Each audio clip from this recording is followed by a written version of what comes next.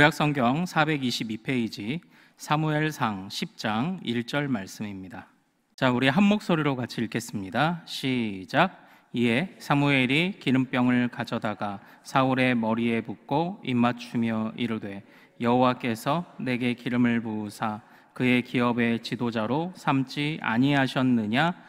아멘, 아멘. 자, 오늘 우리가 함께 읽은 이 말씀 통해서요, 순종과 마음이 부딪힐 때라는 제목으로 은혜를 같이 나누도록 하겠습니다.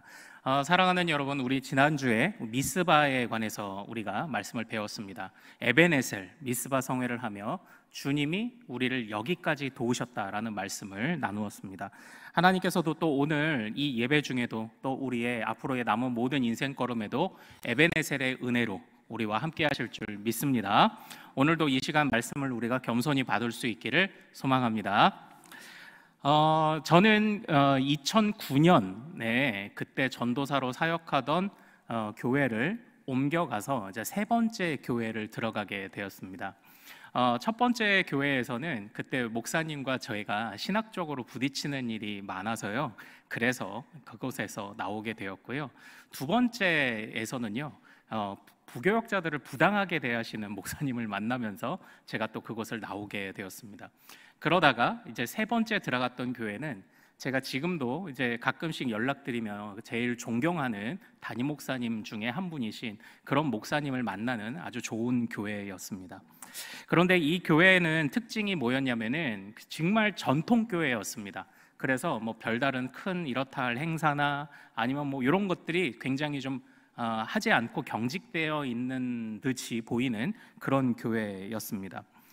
그러다 보니까 요즘은 사실 찬양의 비중이 점점 예배에서 찬양의 비중이 늘어나기 때문에 찬양팀을 공들여서 많이 세우지 않습니까? 그리고 실제 코로나 시기를 겪으면서 소위 좀 된다고 하는 교회들은요, 대부분 찬양팀과 방송시설에 굉장히 많은 투자를 하며 그곳에 에너지를 쏟기도 했습니다. 이것처럼 찬양팀이 아주 중요하게 이렇게 대두되는 그런 무렵이었는데, 이 교회는 뭐 찬양 인도자, 전문 찬양 인도자를 섭외하거나 그럴 마음은 없었던 그런 교회였었습니다.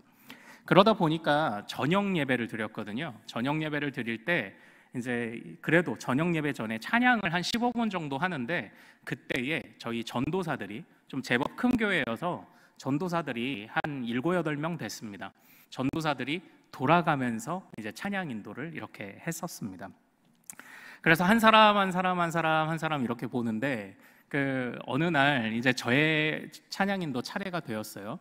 그래서 그때 제가 뭐 화려한 찬양, 뭐 기술이나 스킬, 제가 기타를 연주할 줄 아는 것도 아니고 그러다 보니까 그때 제가 뭘 했냐면 손을 높이 들고 주를 찬양 이렇게 해서 그 성도들 앞에서 제가 마이크 대고 앞에서 율동을 한 거예요. 그리고 성도들은 따라 하는데 그때부터 교회 안에 이런 소리가 들리기 시작했습니다. 찬양 인도는 김창성 전도사한테 맡겨라.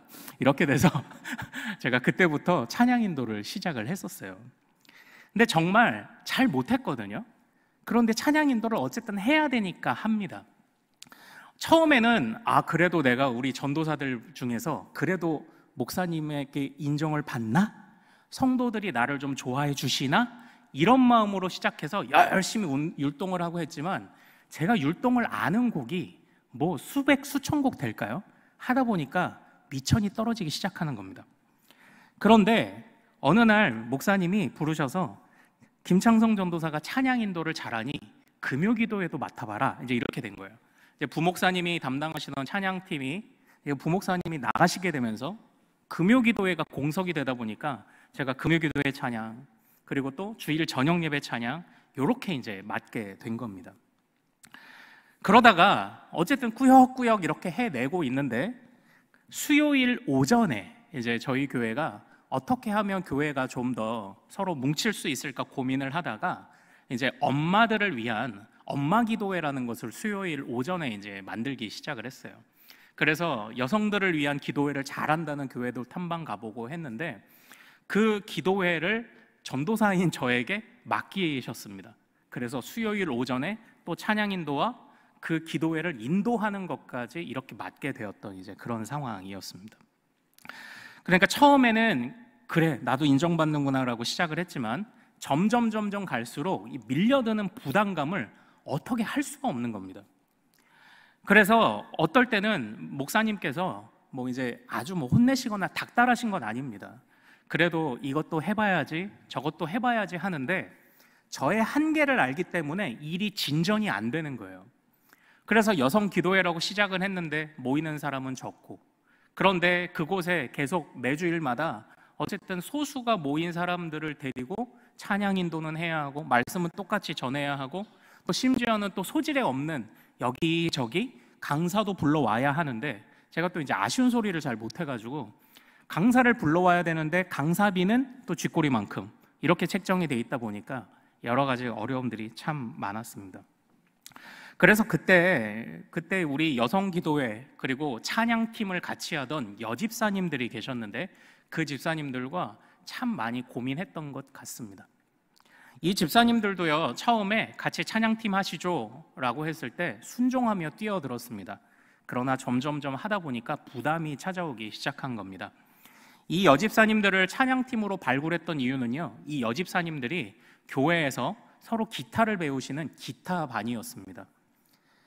그런데 그 여성 집사님들을 같이 이제 모셔다가 찬양 인도를 할 때, 어떨 때는 기타를 세 대를, 이렇게 세 분이었는데 세 대를 각자 매게 하고 세 대를 연주하면서 했더니, 저희는 와, 우리가 기타도 이렇게 연주하면서 잘했다고 생각했지만, 많은 성도들 중에 또 많은 성도들이 무슨 찬양 시간이 기타 발표회 시간이냐, 꼭 그러잖아요. 이제 하다 보면 주변에서 이러쿵저러쿵 한마디씩 하잖아요. 기타 무슨 발표회 시간이냐, 그리고 어떻게 저 앞에 저렇게 아줌마들만 다 서 있냐, 별 얘기들이 다 들리기 시작을 한 겁니다.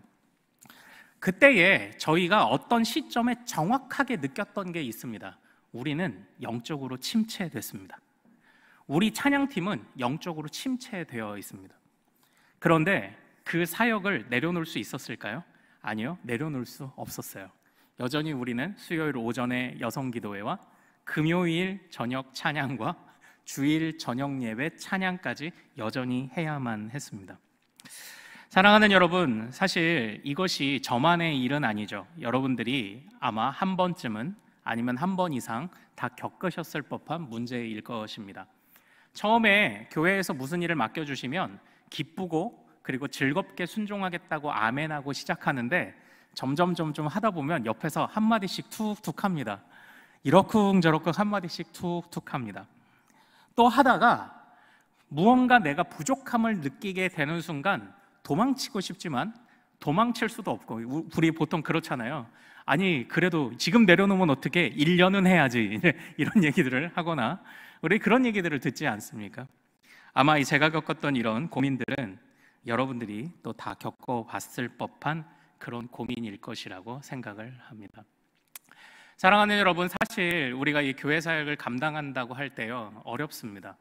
오늘 우리가 읽은 이 본문 말씀으로 제가 전하고자 하는 이 설교의 제목처럼 정말 주님께 이렇게 순종하고자 하는 마음이요, 때로는 우리의 실제적인 낙심한 속마음과 부딪힐 때가 반드시 찾아옵니다. 처음에는 좋게 시작을 했는데, 좋은 마음으로 시작을 했는데, 점점 시간이 갈수록 무언가 내려놓고도 싶고 그만하고도 싶고 도망치고도 싶은 마음과, 또는 이건 아닌데 싶으면서도 순종을 해야 하는가에 관한 문제와 부딪히는 그런 순간들이 분명히 나타나게 될 것입니다. 그럴 때 우리는 어떤 마음으로 그런 상황들을 또 이겨내야 할까요? 그때 어떤 마음으로 또 우리가 그런 상황들을 좀 소화해내야 할까요? 저는 그래서요, 오늘 이 사무엘이 어떻게 말하고 있는지, 어떻게 생각하는지를 조금 추적을 해가면서, 순종은 해야 되겠는데 그 마음이, 실제 갖는 마음이 부딪히는 지점에서 사무엘의 마음을 한번 오늘 같이 읽어보는 것이 오늘 설교의 목적입니다. 모두가 침체되어 있을 때 하나님은 그래도 때때로 한 사람을 들어 사용하시는 때가 많습니다. 그리고 우리도 그런 한 사람이 되기를 소망하죠. 그래서 하나님은 죄가 관영할 때는 노아를 사용하셨고요. 그리고 출애굽, 애굽 때에는 모세를 사용하셨습니다. 그리고 하나님께서는 이 사사기 말에 혼탁한 시대에는 누구를 사용하셨습니까? 바로 사무엘을 사용하시기도 했었습니다. 이 혼란한 시대를 담당하는 부름받은 한 사람, 나중에 보면은 또 이제 다윗도 부름받게 되죠. 이렇게 부름받은 사람들은요, 모두 그래도 화려할 수도 있고 다윗처럼 화려한 등장일 수도 있고 또는 그렇지 않을 수도 있지만 분명히 이렇게 부름받은 한 사람을 통해서 혼란한 시대가 이렇게 좀 정리되는 그런 상황들을 우리는 성경 안에서 종종 보게 됩니다. 사무엘이 살던 시대도 마찬가지였습니다. 사무엘을 지도했던 엘리 제사장은 눈이 어두워 갔는데 이게 단순히 나이가 들어서 눈이 어두웠다는 뜻이 아니고요. 왜냐하면 모세는 120세가 되어서도 그의 눈이 흐리지 않았다고 되어 있잖아요. 이 엘리 제사장은 영적으로 그의 하나님과의 교제가 끊어진 상태였었습니다. 그래서 영적인 어두움을 눈이 어두워졌다고 표현했죠. 그리고 이 엘리 제사장의 아들들은 어떤 사람들이었습니까? 바로 그 백성들이 제물을 드리면 그 제물을 끓이는 솥 안에 갈고리를 넣어서 걸리는 것을 자기가 가져가는, 마치 하나님의 제물을 뽑기처럼 생각할 뿐만 아니라 하나님께 바쳐지기 이전에 자기가 먼저 이건 내 몫이라고 말하며 취하는 그런 아들들이었습니다. 그러니까 하늘과 땅을 이어주는 중보자의 역할을 감당하는 지금 선지자요 제사장이 눈이 어두워져 있는 상황 속에 하나님이 누구를 보내시죠? 사무엘을 보내신 겁니다. 그래서 이 사무엘이 개혁을 단행하는데 그 개혁을 단행하는 이야기가 지난주에 우리가 살펴본 이제 미스바의 모임이었던 것입니다. 그래서 성경은 사무엘을 보내면서 아직 여호와의 등불이 꺼지지 않았다라고 말씀을 하면서 그래도 하나님께서 이 사무엘을 통해 무슨 일을 해내실 것이라는 사실을 보여주셨죠. 그러나 이렇게 멋있는 등장, 그리고 이 사무엘의 멋진 등장이자 화려한 등장 뒤에는 사실 이런 일들을 맡은 자에게는 고민이 많을 수밖에 없습니다.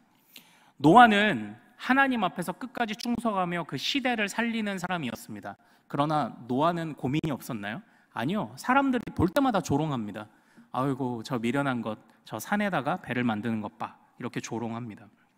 모세는 어떤가요? 그 출애굽을 이끌었던 이 위대한 지도자 모세에게도 고민이 없었을까요? 아니요, 고민이 있었습니다. 심지어는 그의 형은 우상을 만들지 않나, 그리고 그의 누이는 바로 이 모세의 지도력에 도전하지 않나. 이 모세도 정말 어려운 순간들을 많이 겪었습니다. 이 사무엘도 어떻습니까? 이 사무엘도 하나님의 일을, 아직 꺼지지 않은 등불을 맡은 자였지만 사무엘에게도 분명히 어려움이 찾아옵니다. 첫 번째 그가 만난 어려움은 우리 사무엘상 8장으로 한번 좀 가볼까요? 8장으로 한번 가보겠습니다. 자, 사무엘의 마음을 우리가 하나하나 좀 읽어보죠. 사무엘상 8장 1절에서 3절을 같이 읽어보도록 하겠습니다.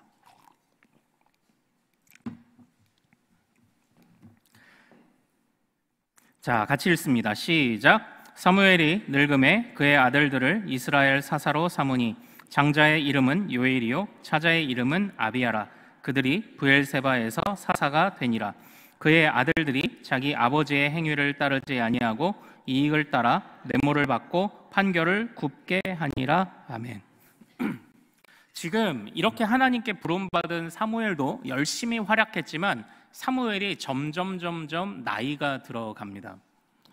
아마 이렇게 이제 기록한 이유는요, 이제 사무엘이 이제 기력이 많이 쇠했다는 거겠죠. 그래서 예전처럼 온 이스라엘을 섭렵하고 돌아다니며 백성들을 독려하고 가르치고 미스바로 모여라라고 했던 것처럼 열정적으로 더 이상 사역할 수 없는 순간이 찾아왔다는 이야기일 것입니다.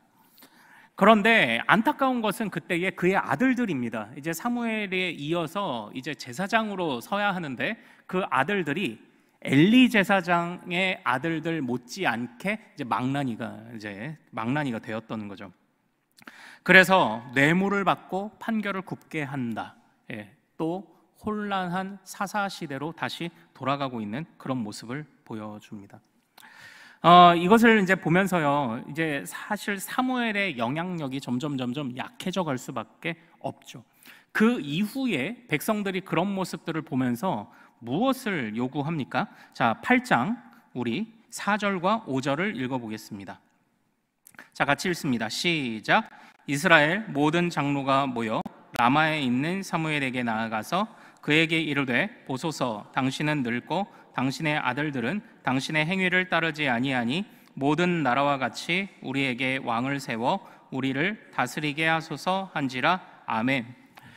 사실 여기에서 백성들이 이제 왕을 요구하기 시작을 합니다. 왕을 요구해요. 그런데 사무엘이 이 이야기를 듣자마자 정말 가슴을 쳤을 것입니다. 왜냐하면 사무엘은 그 앞전에 있었던 모든 이야기들을 통해서 이스라엘의 왕이 없으므로 자기 소견에 옳은 대로 행하였다라는 것을 잘 알고 있었습니다. 그런데 그때에 이 왕은 누구를 의미하는 겁니까? 하나님을 왕으로 섬기는 것을 의미합니다. 그런데 지금 백성들은 이게 인간 왕을 달라고 지금 이야기를 하는 겁니다. 근데 우리는 여기서요, 잘 봐야 됩니다. 하나님을 왕으로 섬기지 않아서 자기 소견에 옳은 대로 행했다라고 되어 있죠. 그리고 지금 여기서 백성들이 인간 왕을 요구하는데, 인간 왕을 요구한 것 자체는 문제가 되지 않습니다. 왜냐하면 신명기 17장에 가보면 인간 왕을 세울 때의 규례를 하나님이 먼저 주신 것이 있습니다. 그러므로 인간 왕을 세우는 건 문제가 아니에요. 그러면 무엇이 문제일까요? 우리 5절을 다시 한번 같이 읽어보겠습니다. 자, 시작. 그에게 이르되 보소서, 당신은 늙고 당신의 아들들은 당신의 행위를 따르지 아니하니 모든 나라와 같이 우리에게 왕을 세워 우리를 다스리게 하소서 한지라. 아멘. 여기서 문제가 되는 지점이 뭐냐면 왕을 요구한 게 아닙니다.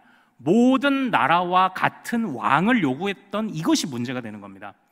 그러니까 지금 이스라엘 백성에게 있어서는 왕은 어떤 자여야 한다고 생각을 하는 겁니까? 젊을 때의 사무엘 정도. 그러니까 다시 말하면 주변에 있는 나라들은 왕을 어떤 사람을 세울까요? 가장 강한 사람을 세워요. 싸움도 잘하고, 그래서 천하를 호령할 수 있는 그런 사람을 세우는 것이 일반적인 왕의 개념이었어요. 그래서 이 사람들도 우리도 저 다른 나라와 같은 왕을 주십시오라고 요구했던 그게 문제가 되었던 겁니다. 그러니까 이 이야기를 듣고 사실 하나님이 세우시고자 하는 왕은 어떤 왕입니까? 우리가 뒷부분에서 우리가 사울의 모습을 통해 보겠지만 하나님이 세우시고자 했던 왕은 철저하게 선지자와 제사장이 그러하듯 하늘과 땅을 연결하는 사람이어야 했습니다. 그러므로 하나님이 세우시고자 하는 왕은 다른 나라들과 같은 그런 왕이 아니라, 왕을 세우는 건 문제가 아니에요. 다른 나라와 같은 왕을 세우는 게 문제가 아니라 하나님의 뜻을 잘 전달할 수 있는 사람이 왕으로 세워져야 했던 겁니다. 그러나 지금 백성들은 무엇을 요구하고 있는 겁니까? 다른 나라처럼 강한 왕을 달라고 이야기를 하는 겁니다.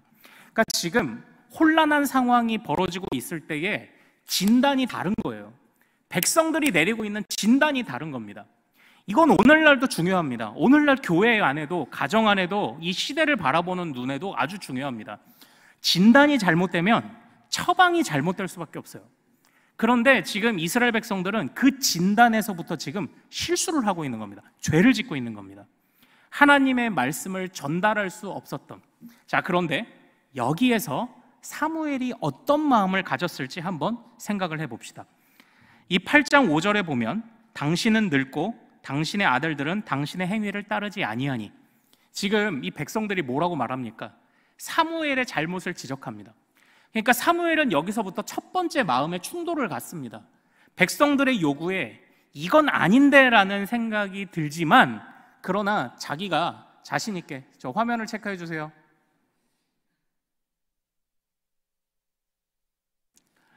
자기가 자신 있게 말을 못하는 상황입니다. 지금 하나님께서 원하시는 것은 이거라고 자신 있게 말을 못하는 겁니다. 왜냐?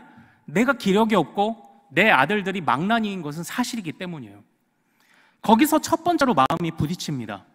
아, 이게 아닌데 싶지만, 그러니까 우리가 흔히 그러잖아요. 이게 초등학교 때 우리가 그 학급 회의 시간을 하다 보면은 HR이라고 하죠. 학급 회의 시간을 하다 보면 꼭 이런 아이들이 있어요. 도도하게 손을 싹 들고 저희 떠드는 아이들을 청소를 시켰으면 좋겠습니다, 이렇게 딱 얘기를 하잖아요. 그럼 주변에서 뭐라고 말하잖아요. 야, 네가 제일 떠들잖아. 이렇게 친구들이 막 이렇게 얘기하는 겁니다. 지금 사무엘이 딱 그런 상황이에요. 잘못을 지적을 해야 되는데 지적할 수가 없는 겁니다. 나의 허물 때문에 그렇습니다. 그러니까 우리가 교회 안에서 사실 어떤 리더요 지도자로 산다는 게 그래서 참 어렵습니다. 우리가 그에 합당한 삶을 보여주지 않으면 사람들은 따라오지 않을 것이기 때문이죠. 그래서 참 어렵습니다. 그러나 그럼에도 불구하고 리더들은 마땅히 해야 하는 이야기를 전달해야 하는 그런 순간들이 분명히 있습니다. 그러나 그때에 마음에 충돌을 갖는 거죠. 교회 안에 일을 갖는다는 것은 이렇게 충돌을 갖게 됩니다. 내가 자신 있게 이렇게 얘기를 하는데 사람들은 나의 허물을 가지고 그저 내가 말했던 하나님의 말씀에 반응해주면 좋겠지만 그 너머에 정말 나의 허물을 보고 오히려 사람들은 더 수군거리기 마련입니다. 여기서 사무엘이 마음의 충돌을 하나 겪게 됩니다. 그런데요, 여기에서 하나님께서 이렇게 말씀을 하십니다. 자, 우리 8장 7절 말씀, 7절 말씀 같이 한번 읽어보겠습니다. 시작. 여호와께서 사무엘에게 이르시되 백성이 내게 한 말을 다 들으라. 이는 그들이 너를 버림이 아니요 나를 버려 자기들의 왕이 되지 못하게 함이니라. 아멘. 아멘. 주님이 뭐라고 말씀하십니까? 너를 버린 것이 아니다. 백성들이 나를 버렸다라고 이렇게 말씀을 하십니다. 이러한 상황 속에요, 이제 비로소 10장으로 우리가 좀 넘어가 봐야 합니다. 그래서 이 이후에 이제 우리 8장 9장을 다 보지는 않겠지만 이제 사울을 택하는 일이 있죠. 이 사울이 처음에는 굉장히 겁쟁이였죠. 앞에 나서기를 어려워했던 그런 사람 아닙니까? 그러나 하나님께서 사울을 택하시고 사울에게 사무엘을 보내셔서 이렇게 행동하게 하십니다. 자, 10장 1절을 같이 한번 읽어보겠습니다. 자, 10장 1절 같이 한번 읽겠습니다. 시작. 이에 사무엘이 기름병을 가져다가 사울의 머리에 붓고 입맞추며 이르되 여호와께서 내게 기름을 부으사 그의 기업의 지도자로 삼지 아니하셨느냐. 아멘. 처음에 이 사울에게 사무엘이 기름을 부으려고 할 때 이 사울은 그 순간 굉장히 당황을 하게 되죠. 그러나 사무엘은 하나님의 뜻을 따라서 사울에게 기름을 부었고, 그리고 이후에 하나님이 당신을 택하셨다는 증거를 확실하게 보게 될 것이라고 말합니다. 그래서 길을 가다가 두 사람을 만날 건데 그 두 사람을 만난 이후에 네가 잃어버린 암나귀를 찾게 될 거야. 그리고 또 길을 가다 보면 세 사람을 만날 건데 그들이 너에게 먹을 걸 줄 거야. 그 다음에 네가 또 선지자의 무리를 만나게 될 텐데 그들이 하나님의 영에 충만하여 너에게 안수하고 너 또한 선지자와 같이 예언하게 될 거야 라는 이 이야기를 통해서 하나님이 사울을 택하셨다는 것을 분명히 확인시켜 주십니다. 사무엘은요, 이때 그래도 어떻게 했습니까? 하나님께 순종해서 사울을 왕으로 세웁니다. 그 이야기가 이제 10장에 이제 등장해요. 그러나 이 사울의 이야기는 얼마 못 가서 부정적인 이야기로 바뀌기 시작합니다. 자, 우리 13장으로 한번 가보도록 하겠습니다. 여기서 블레셋과 싸우는 우리 사울 왕의 모습이 나옵니다. 자, 13장 10절부터 13절까지를 같이 읽겠습니다. 시작. 번제 드리기를 마치자 사무엘이 온지라 사울이 나가 맞으며 문안하매 사무엘이 이르되 왕이 행하신 것이 무엇이냐 하니 사울이 이르되 백성은 내게서 흩어지고 당신은 정한 날 안에 오지 아니하고 블레셋 사람은 믹마스에 모였음을 내가 보았으므로 이에 내가 이르기를 블레셋 사람들이 나를 치러 길갈로 내려오겠거늘 내가 여호와께 은혜를 간구하지 못하였다 하고 부득이하여 번제를 드렸나이다 하니라. 사무엘이 사울에게 이르되 왕이 망령되이 행하였도다. 왕의 하나님 여호와께서 왕에게 내리신 명령을 지키지 아니하였도다.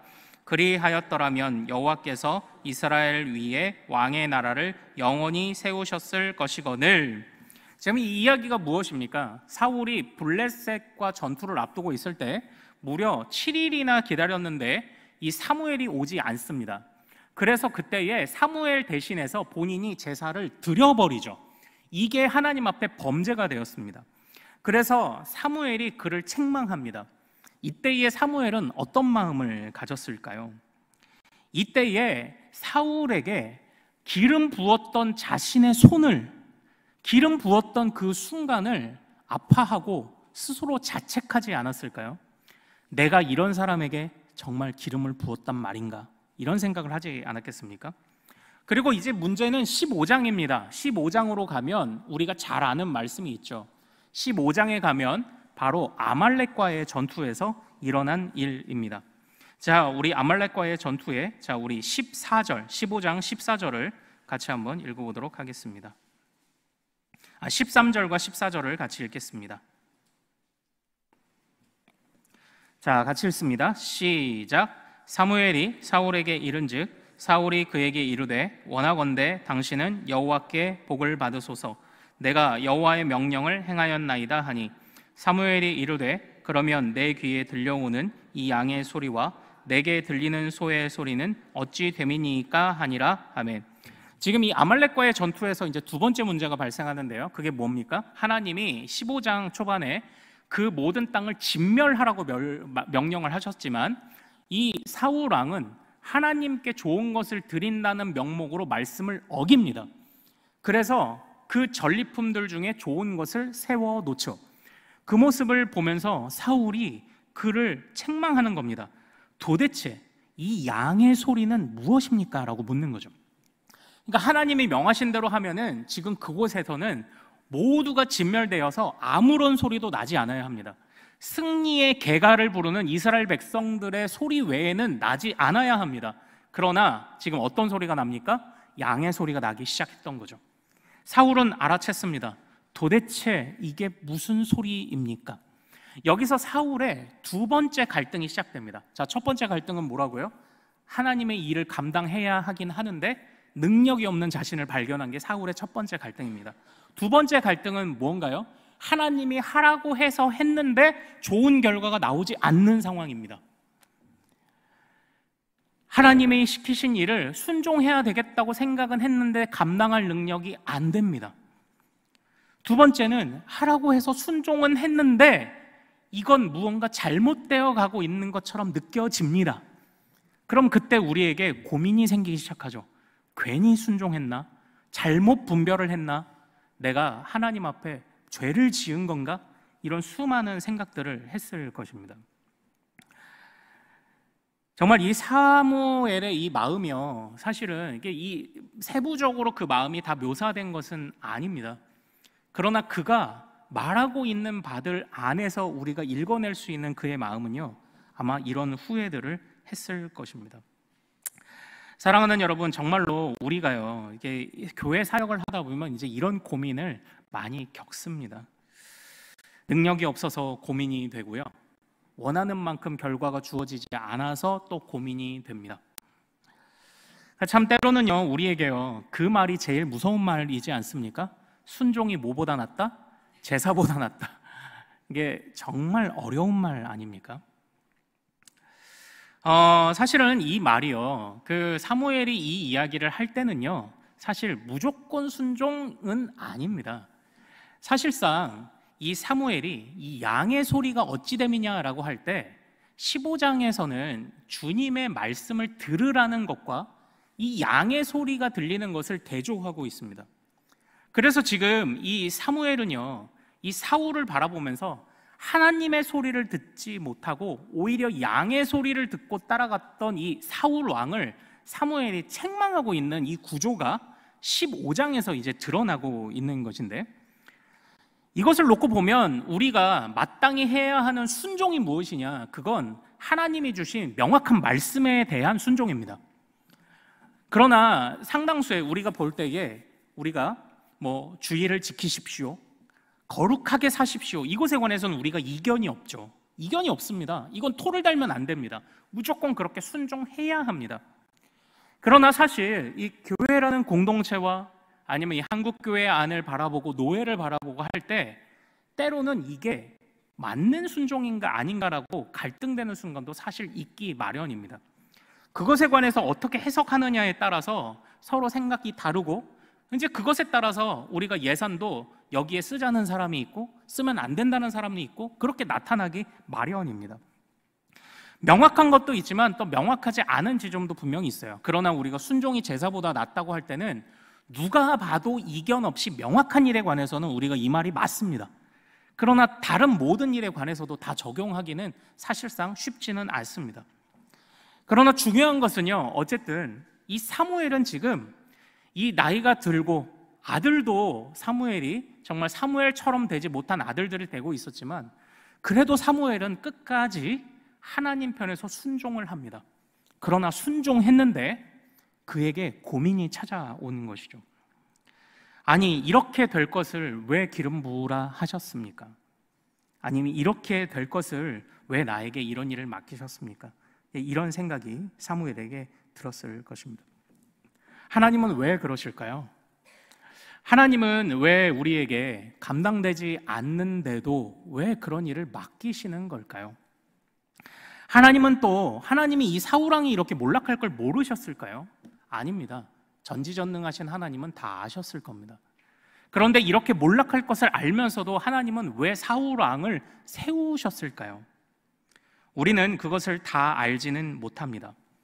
그러나 이 사무엘상, 이 사사시대에 하나님이 그의 백성들을 이끌어 가시는 모습에서 우리는 잠깐 힌트를 하나 발견할 수 있습니다. 우리가 지난 주일에 살펴봤던 것처럼 이제 다윗의 이야기를 살펴볼 때 우리가 다윗이 블레셋에 뺏겼던 법궤를 다시 다져오는 그런 장면들을 우리가 살펴보지 않았습니까? 그 사건의 발단은 사울의 불순종으로 인해 법궤를 블레셋에 뺏긴 사건으로부터 이제 시작이 됩니다. 하나님은요, 그러니까 하나님의 임재의 상징인 법궤를 함부로 하는 자들에게 스스로 그것이 멀어지도록 만드신 거죠. 하나님이 비록 전쟁에 패배해서 블레셋이 언약궤를 전리품으로 가져갔지만 그러나 실제 그게 전리품 역할을 했나요? 아닙니다. 그 다음 날 되었을 때 블레셋의 다곤 신상이 엎드러져서 뭐와 뭐가 잘렸죠? 목과 손이 잘려 문지방에 걸쳐 있었었죠. 그래서 그들에게 트라우마가 생겼죠. 문지방에 서지 않는 트라우마가 블레셋에 생겼을 정도입니다. 이것처럼 하나님께서는 하나님의 것을 소중히 여기지 않는 자에게 스스로를 분리시키십니다. 하나님이 패배하셔서가 아니에요.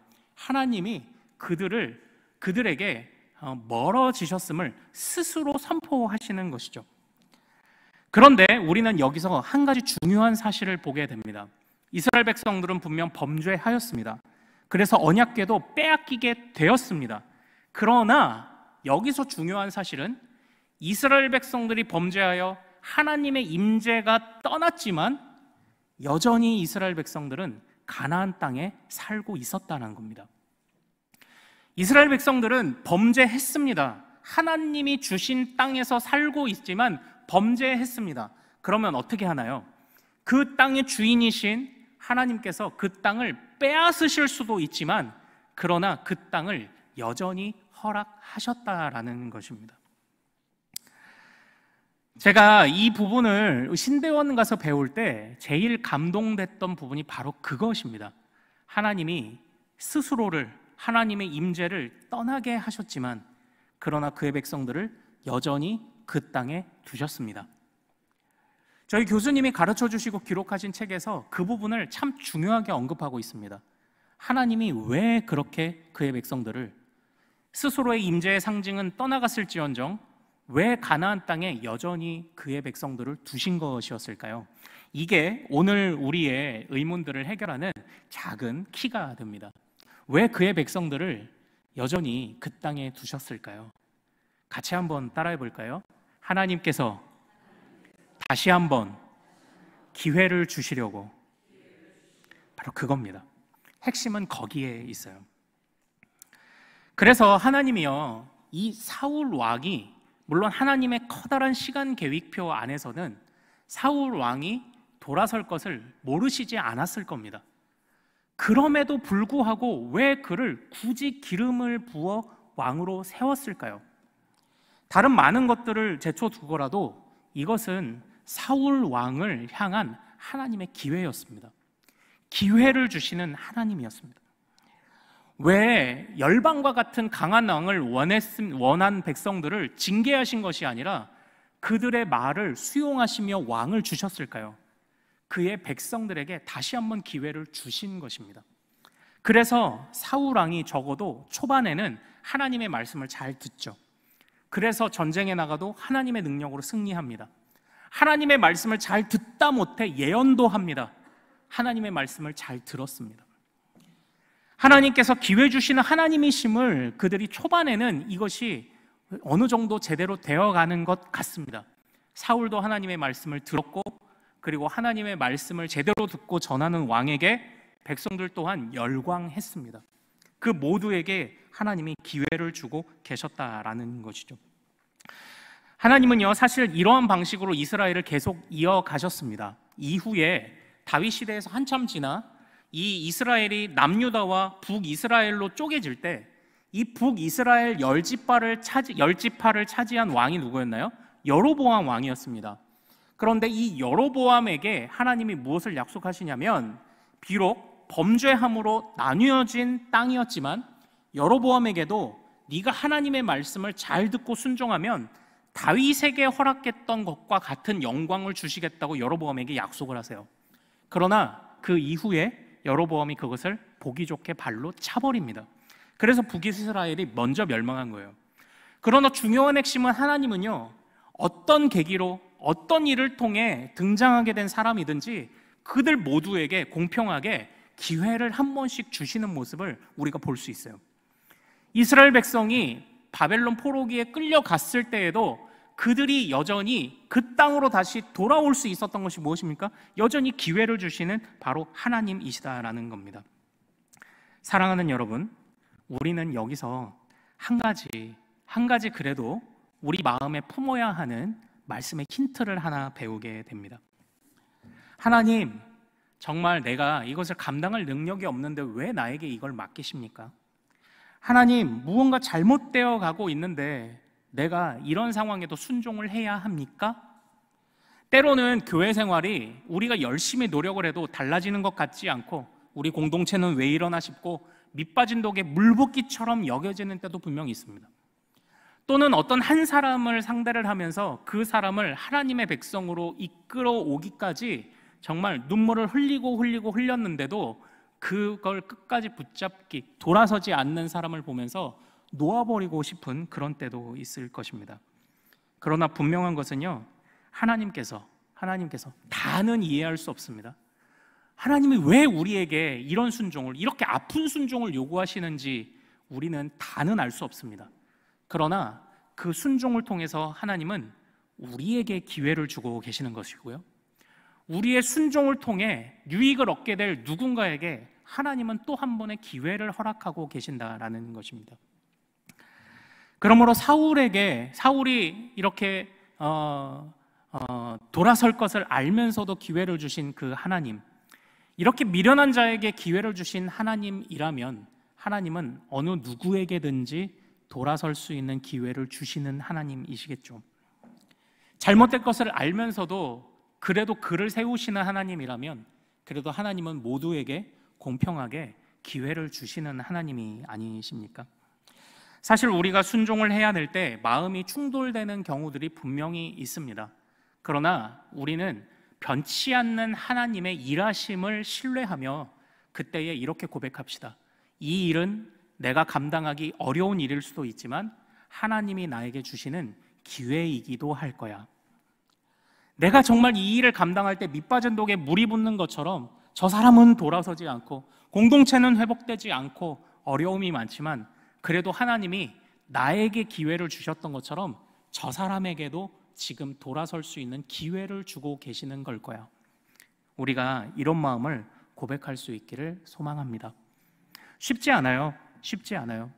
우리가 지난주에 우리 이제 거의 6개월이 이제 또 지나가며 우리가 이제 이 하프타임을 점검할 때 지나간 모든 것 하나님이 하셨다라고 고백하며 정말 하나님의 손길 아니면 안 된다라고 고백하며 우리가 여기까지 우리를 도우셨다라고 그렇게 고백하자고 했지 않습니까? 그것은 지나간 날을 돌아보면서만 가져야 되는 그런 마음은 아닐 것이라고 생각을 합니다. 속상한 일 많을 겁니다. 앞으로 남은 반년을 여러분들이 아이고 내가 이거 빨리 내려놓고 싶은데 반년이나 남았어 1년은 해야지 이제 하니까 반년이나 남았어 하는 순간도 있으시고, 때로는 놓아버리고 버리고 싶은 그런 때도 오겠지만, 하나님이 이 상황을 통해 나와 저들에게 기회를 주고 계시는 거야 라고 생각하며 이 시간들을 또 하나님이 은혜를 주실 거야, 나를 도우실 거야, 이 기회를 하나님께서 우리로 헛된 것 되지 않게 하실 거야. 내가 다른 수많은 목소리들, 물론 우리가 주변의 조언을 들으며 잘 감당하는 게 필요합니다. 그러나 하나님이 우리에게 원하시는 것은 양과 소의 소리를 듣기를 원하시는 것이 아닙니다. 하나님은 우리에게 하나님의 말씀 듣기를 원하십니다. 그러므로 때로 우리가 사역을 감당하며, 이제 하반기 사역이 우리에게 주어지죠. 사역을 감당하며 마음이 어려워질 때, 그때가 하나님의 말씀을 들어야 할 때인 줄로 믿습니다. 그러면 그때에 주님이 내가 너와 다른 이들에게 좋은 기회를 주려는 거야 라는 하나님의 선하신 계획을 우리에게 깨닫게 하실 줄로 믿습니다. 제가 서두에 말씀드렸던, 이제 이 얘기만 드리고 마칠게요. 서두에 말씀드렸던 우리 그 찬양팀과 끝까지 우리가 막 프로페셔널한 찬양을 했을까요? 못했을까요? 아닙니다. 그냥 그렇게 한 3년여를 감당을 하다가 이제 저는 전임 사역을 하게 되면서 교회를 이제 나오게 됐었는데요. 뭐 감사한 일도 있었습니다. 이런저런 조력자들이 막 오면서 우리 여성을 위한 기도회가 막 점점 커져서 그래도 제법 잘 되고, 불과 얼마 전까지 제가 그 교회에 들어가 봤더니 아직도 여성 기도회를 하고 있더라고요. 하고 있고 잘 모이고 있더라고요. 그런데 그때 어쨌든 그 찬양팀 우리 여집사님들과 이제 함께 모여서 고민을 하고 기도를 할 때 제가 그때 나누었던 찬양 한 가지가 있습니다. 그가 아시니라는 찬양인데요. 가사가 이렇습니다. 한번 들어보세요. 어떤 길로 그분 따르고 섬겨야 할지 다 알지 못해 마음 답답하지만 나의 계획과 방법, 욕심의 짐 내려놓고 오직 주만 의지하게 하소서. 앞날의 두려움, 나의 삶의 안락함 다 내려놓고 가장 낮은 곳에서 오직 그분, 나의 가는 길 홀로 아시는 내 주님만 의지하고 따르리. 오직 그분, 나의 가는 길 홀로 아시는 그분만 의지하리. 변함없는 신실하신 그 뜻대로 이루시리라. 아멘. 우리가 이 찬양을 나누면서 꾸역꾸역 버텼습니다. 정말 꾸역꾸역 버텼습니다. 그리고 제가 사임할 때까지도 여전히 꾸역꾸역 버티는 일이 계속되었습니다. 그러나 그럼에도 불구하고 우리가 그 사역을 감당함을 통해서 그 기도회가, 금요 기도회가, 주일 저녁 예배가 그래도 조금은 아름다울 수 있었습니다. 사랑하는 여러분, 순종과 마음이 부딪히실 때가 하반기를 앞두고도 여러분들이 많이 있을 것입니다. 그러나 그때에 다른 소리들은 조금 귀를 닫고, 사공이 많으면 우리가 엉뚱한 데로 가기 마련이에요. 우리가 하나님의 말씀, 하나님이 우리를 위해 무엇을 원하시는 걸까? 이것이 나에게 기회가 될 거야. 이것이 우리 공동체에 좋은 기회가 될 거야. 내가 꾸역꾸역 버틸지라도 주님은 나의 가는 길을 아실 거야. 내가 어떻게 해야 될지, 어떤 길을 가야 할지 다 알지 못하지만 그러나 주님은 여전히 나를 붙들고 계시니 그래도 내가 이 자리를 지켜낼 거야 라고 생각하며, 우리 맡겨주신 또 우리에게 허락하신 일들을 그래도 성실하게 또 우리 하반기에도 감당할 수 있기를 소망합니다. 자, 우리 같이 찬양하고 기도하기를 원합니다. 자, 제가 나누고 싶은 찬양은 바로 오늘 두 가지 찬양입니다. 사랑하는 나의 아버지, 이름 높여드립니다. 주의 나라 찬양 속에 임하시니 능력의 주께 찬송하네. 순종과 마음이, 실제 우리의 마음이 부딪힐 때에도 그래도 주님은 나를 사랑하셔서 좋은 좋은 계획을 지금도 펼쳐 보이고 계심을 신뢰하게 하옵소서. 우리가 끝까지 해야 할 것은 원망과 불평이 아니라 나 주의 이름 높이리, 나 주의 이름 높이리, 전능하신 하나님의 이름을 높이리. 우리가 이것만 생각하게 하소서.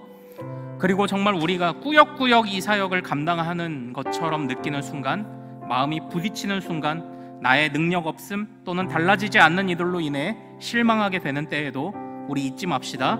날이 저물어 갈 때, 빈들에서 걸을 때, 그때가 하나님의 때. 주가 일하시네, 주가 일하시네. 우리가 이걸 의지하며 우리의 마음에 어려움이 올지라도 주여 끝까지 순종하게 하소서. 잘 분별하여 순종하게 하소서. 우리 이 마음 갖기를 원합니다. 우리 같이 찬양하겠습니다. 사랑하는 나의 아버지. 사랑하는 나의 아버지,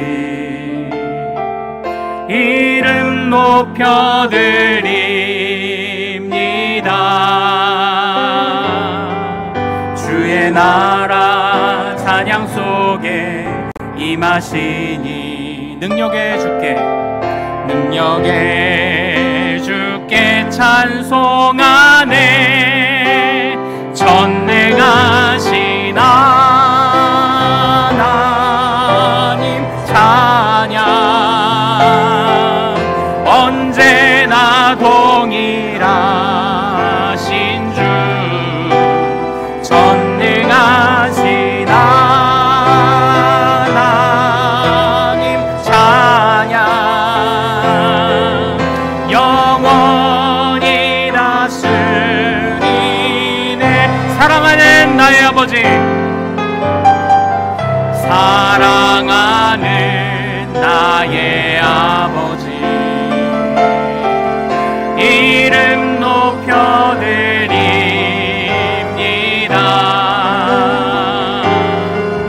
주의 나라 찬양 속에 임하시니 능력의 주께, 능력의 주께 찬송하네. 전능하신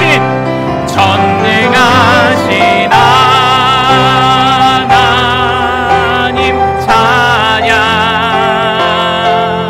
언제나 동일하신 주, 전능하신 하나님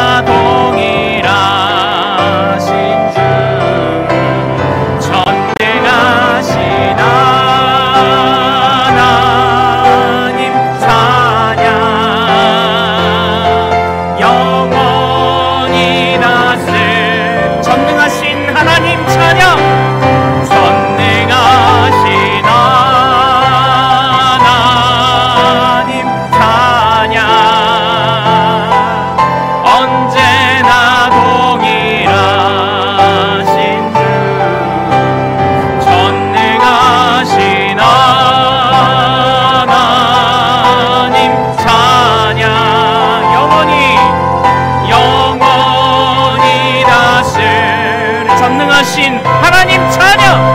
전능하신 하나님 찬양. 언제나 동일하신 주. 전능하신 하나님 찬양. 영원히 다스리네.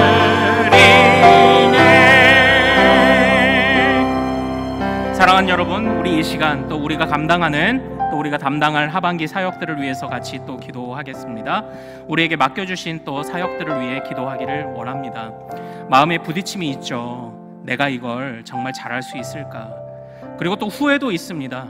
괜히 한 것 같아. 그런 후회도 우리에게 찾아올 것입니다. 사무엘도 그러하였습니다. 내 자식들도 제대로 신앙생활 못하는데 내가 말할 자격이 있을까? 하나님이 하라고 하셔서 기름을 붓기는 했는데 사울왕이 이렇게 무너질 줄 누가 알았던가? 하나님은 이럴 걸 아셨으면서 왜 나에게 이런 일을 맡기신 거야? 이런 생각이 우리도 사역을 감당하다 보면, 하나님의 길을 걷다 보면 이런 일들이 찾아옵니다. 그러나 하나님은 그것을 통해 사울에게 기회를 주신 것이고요. 그리고 그럼에도 불구하고 사무엘이 끝까지 하나님의 선지자로 남을 수 있도록 사무엘 자신에게도 기회를 주신 것입니다. 하나님은 법궤가 잠시 빼앗겨 블레셋 땅으로 가도록 하시게는 했지만 그래도 그 백성을 여전히 남겨두셔서 기회를 주시는 하나님이셨습니다. 하나님은 여로보암에게도 기회를 주시는 하나님이십니다. 마찬가지로 우리에게도 기회를 주시는 하나님이십니다. 주님이 나에게 기회를 주시려고, 또한 나의 수고와 헌신을 통해 다른 이들에게 돌아올 수 있고 회복될 수 있는 기회를 주시려고 우리에게 때로는 인내를 요구하시는 줄로 믿습니다. 그때마다 내가 초점이 되지 않게 하옵소서. 하나님께 초점을 맞추어 전능하신 하나님의 이름을 높이며 전능하신 하나님만 따라가게 하소서. 자, 우리 주여 이름 크게 한번 부르고 우리 이런 마음 갖도록 같이 간구합시다. 주여!